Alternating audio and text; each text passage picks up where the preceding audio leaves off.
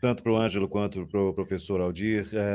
Do ponto de vista legal, nós já sabemos que é isso que acontece, mas o que vocês vislumbram que pode ser feito? O que é que já vem em andamento? Algum contato com alguém que tem talvez uma proximidade com algum deputado federal, para quem sabe apresentar esta temática no Congresso Nacional? O que é que nós temos, por assim dizer, de oportunidade ou possibilidade de luz no fim desse túnel?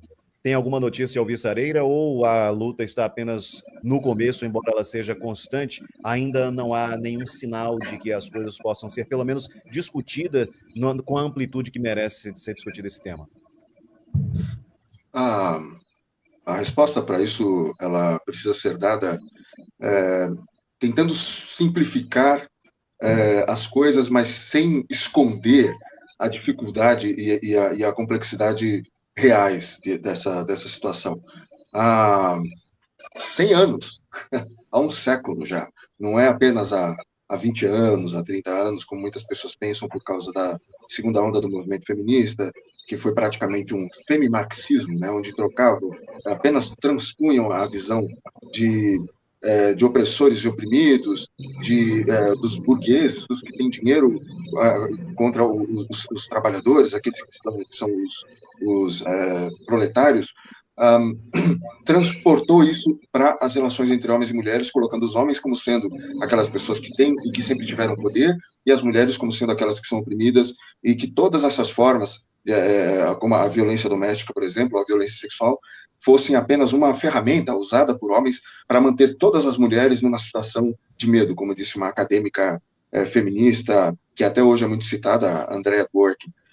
Mas isso está sendo feito há muito tempo, e muitos homens estão vendo as coisas, as leis mudando e a cultura mudando, os pais sendo afastados dos seus filhos, os pais sendo vistos como sendo monstros dentro da sua própria casa, crianças, meninos, menininhos, sendo feitos como monstros que precisam ser desconstruídos da sua masculinidade, porque se você for masculino, você é mau, você é violento, você é criminoso, ou um criminoso em potencial, ou você vai ser sempre um criminoso se você não for reprimido preventivamente, ou coisas desse tipo, esse tipo de visões, dentro das escolas, dentro das casas, até humilhados pelas próprias mães, os pais afastados de casa, a figura do pai sendo demonizada. Nós víamos antigamente os pais como sendo um símbolo de status, de estabilidade para a família, algo que nós louvávamos, nós víamos como uma grande coisa,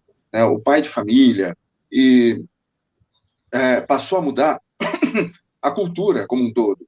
O pai passou a ser o Homer Simpson, aquele cara que é burro, ele é estúpido, ele é incompetente, ele é desonesto, ele é moralmente fraco, ele é perfeitamente incapaz de fazer qualquer coisa bem, sem que a mulher, que tem uma inteligência superior, que teria uma inteligência superior a eles, o caso da menina Laura, bem colocado, Sérgio Schiller, eu vou deixar para o Ângelo falar sobre isso. Mas, dando essa visão geral, em muitos momentos ao longo da história, homens foram falar com congressistas, deputados, senadores, políticos em geral, com presidentes da República, e falaram sobre isso, mostraram dados concretos sobre isso, e eles tiveram uma resposta que, a partir de um certo ponto, nós começamos a levar mais a sério. Algumas pessoas começaram a levar mais a sério. A resposta é a seguinte: esse problema não é um problema legal, isso é um problema cultural. A cultura está mudando e as pessoas estão começando a ver, de uma forma muito alarmante, de uma forma muito preocupante, os homens como sendo maus, a masculinidade como sendo uma coisa ruim, como sendo uma maldade. Da mesma maneira que aconteceu com as autoridades, a autoridade policial era vista como sendo um fator de proteção, de segurança, de respeito, né? Aquela autoridade que vinha realmente de uma autoridade moral, e passou a ser visto como sendo algo ruim, algo ameaçador, né? E como o bem, foi uma inversão que foi acontecendo de valores em diversas situações da nossa sociedade. Então, nós percebemos que não é que nós não tenhamos nenhum sinal de melhoria. Nós temos uma lei, como a Lei de Alienação Parental no Brasil, que determina a guarda compartilhada como sendo o padrão após a separação dos pais, para que os filhos possam ter contato com a sua mamãe, com o seu papai. Essa lei requereu muito esforço de muita gente. A Lei Maria da Penha, quando ela foi criada, antes dela ser criada, houve uma discussão e uma tentativa, uma luta muito grande, de pessoas falando, olha, apesar das aparências de que o homem é mais forte, de que ele é maior, de que ele é mais musculoso, nós não podemos criar uma lei que coloque as mulheres como santas, como se elas não pudessem mentir. Uma mulher que diz, eu fui alvo de uma ameaça, fui ameaçada, ela pode agredir o homem, mas a palavra dela, o fato dela ter dito que houve uma ameaça, a palavra dela se transforma numa prova, é tratada como uma evidência. Então, quando essa chamada palavra da vítima, se ela for mulher e ela disser que ela foi vítima, então ela é vítima. Então, a palavra da vítima tem um status de prova, tem um poder provatório. Com isso, o ônus da prova, isso é um dos princípios do direito penal, o ônus da prova é de quem acusa. Se você acusa, você que tem que provar. O ônus da prova se inverte quando se trata de uma mulher e um homem. Né? A mulher é vista como uma minoria. Então, a mulher, a palavra dela, ela tem um ônus, um poder de prova, um poder probatório, e o homem começa a ter que provar que ele é inocente. Né? O homem, quando ele é levado para a vara de proteção à mulher, para a vara de família, ele encontra com, muitas vezes, policiais que não são treinados para ver esse homem como sendo um potencial inocente, como uma pessoa que é inocente até que se prove o contrário.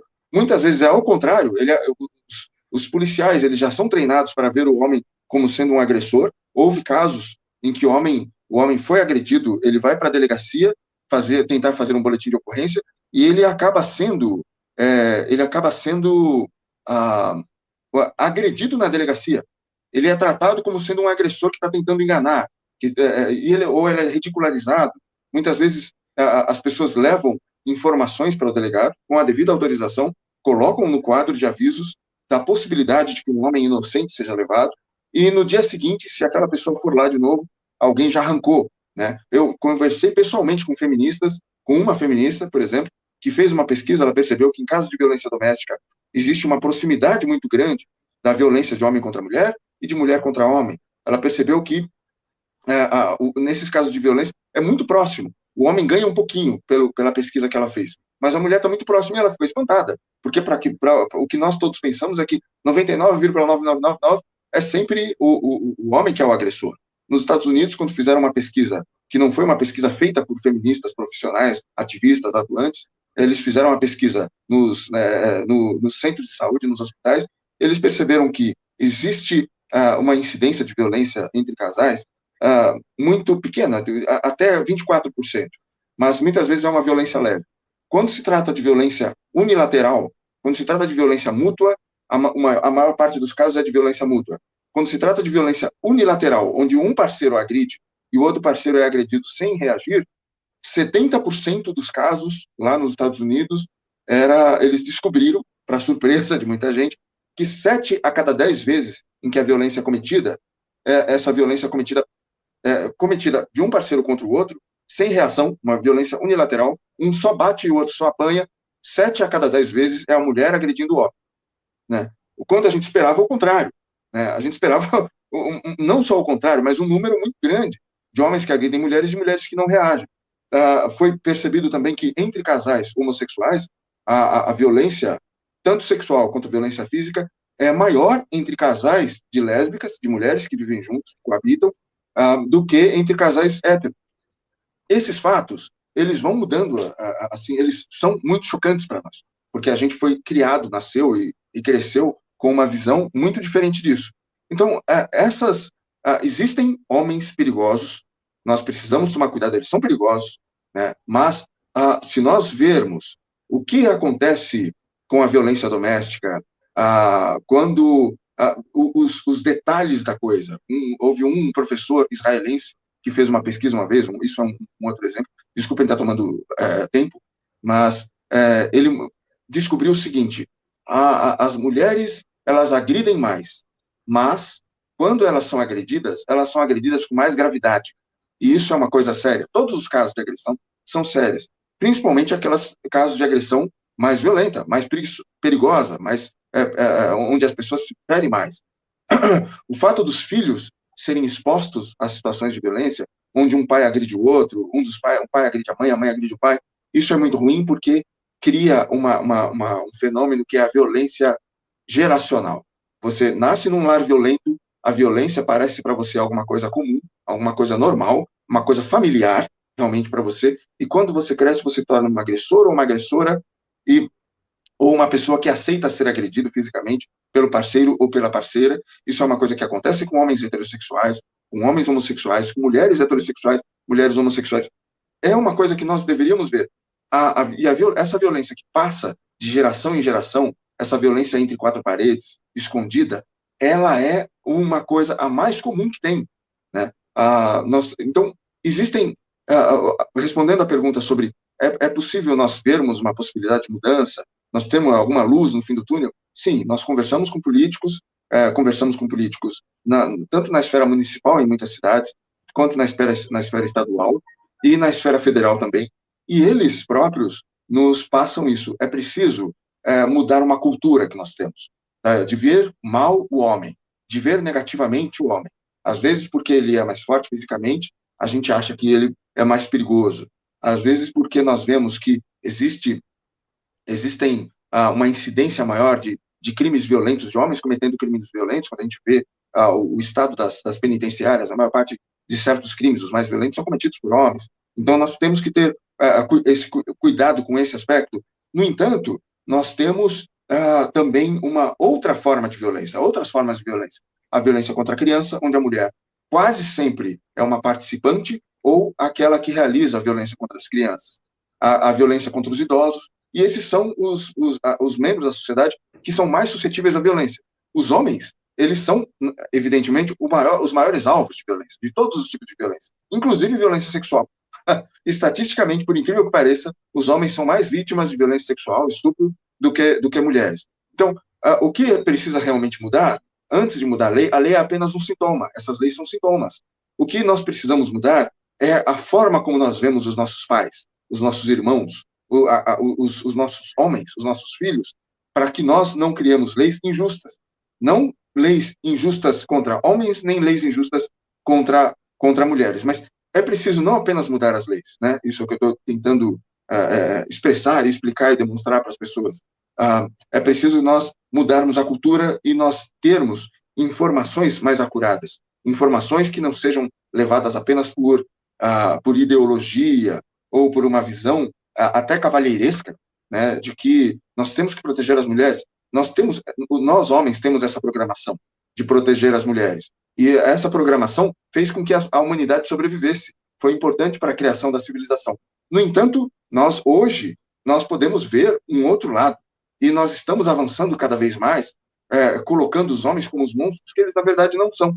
E nós vivemos o tempo inteiro com mitos, com lendas sobre os homens, lendas negativas, como os homens ganham a mais que as mulheres pelo mesmo trabalho.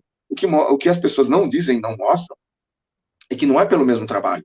É por tipos muito diferentes de trabalho. Existem 25 coisas, por exemplo, que os homens fazem para ganhar mais do que as mulheres, em média. Em média. Não é que todos os homens ganham mais, mas em média eles ganham mais porque eles produzem mais, e eles produzem mais tendo uma vida, em troca disso, uma vida de pior qualidade e uma vida mais curta que a vida que as mulheres têm.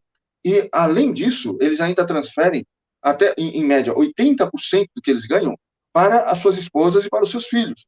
Então, assim, quando nós vemos esse outro lado dos homens, nós temos uma visão desses homens, desses pais, desses filhos, desses irmãos, desses esposos, de uma forma com mais compaixão, com mais humanidade. Nós percebemos, poxa vida, ele trabalha muito, ele vai trabalhar no táxi, ele vai trabalhar na polícia, ele vai trabalhar num lugar insalubre, ele vai ser bombeiro, e ele transfere esse ganho que ele tem a mais para a sua esposa e para a sua família. Né? O que leva esse homem? Ele não faz isso, ele não tenta ganhar mais, a grande maioria, obter mais dinheiro, porque ele quer ter poder sobre a mulher. Ele quer ter mais dinheiro porque ele quer dar uma vida melhor para os seus filhos, para a sua família e para a sua esposa. Né? Então, essa visão do homem real, do homem do dia a dia, daquele que trabalha, daquele que se esforça, ela muda a nossa visão dos homens. Ela faz nós percebemos que eles são muito melhores até do que nós pensávamos que eles são. E essa mudança cultural é uma coisa importante. Essa mudança hoje, ela tem mais chances de acontecer, porque a duras penas, né? Nós podemos ganhar mais por nós termos perdido muito. Ou seja, hoje em dia, quase todo mundo que você conhece alguém, tem algum vizinho, algum amigo, algum parente, um pai, um irmão, um colega de trabalho, que foi vítima de falsa acusação, ele é afastado dos filhos, ele sofre com isso, ele sofre de depressão, muitos se suicidaram porque eles foram vítimas desses casos, que na grande mídia eles não são mostrados. Né? Essa feminista que eu citei, ela participou da discussão quando a Lei Maria da Penha estava para ser criada, ela falou sobre isso, ela foi fazer uma palestra para mostrar o estudo que ela tinha feito, desligaram o microfone dela, ela nunca mais pôde falar sobre isso, ela acabou ficando com medo. Eu tive uma conversa com ela e eu falei com ela assim, uma boa parte da imprensa tem um razoável controle, né, ideológico. Ela disse, não é uma boa parte e não é um razoável controle, é um controle total, é um controle total. É por isso que nós não vemos isso na grande mídia, na Globo, em outras grandes empresas de comunicação, e nós vemos em imprensas, em meios de imprensa mais alternativos, como é o caso de vocês que nos convidaram aqui para falar. E eu queria trazer o Ângelo, eu sou de São Paulo, o Ângelo, eu me esqueci qual é o estado dele. O Ângelo, apesar de eu conhecer histórias, mas o Ângelo, ele não apenas conhece histórias, mais do que eu, como ele é uma história viva disso. Né? Mas é possível mudar? É possível mudar. Tanto que nós temos a lei de guarda compartilhada no Brasil. Agora, é difícil? Por que é difícil? Não por causa das leis. Os políticos, eles percebem que se eles sugerirem mais uma lei de proteção à mulher, as mulheres instintivamente procuram essa proteção. Os homens instintivamente procuram proteger a mulher. E acabam, por instinto, por uma programação milenar, por uma programação histórica, cometendo uma injustiça contra pessoas inocentes, contra homens inocentes, contra meninos, contra crianças inocentes.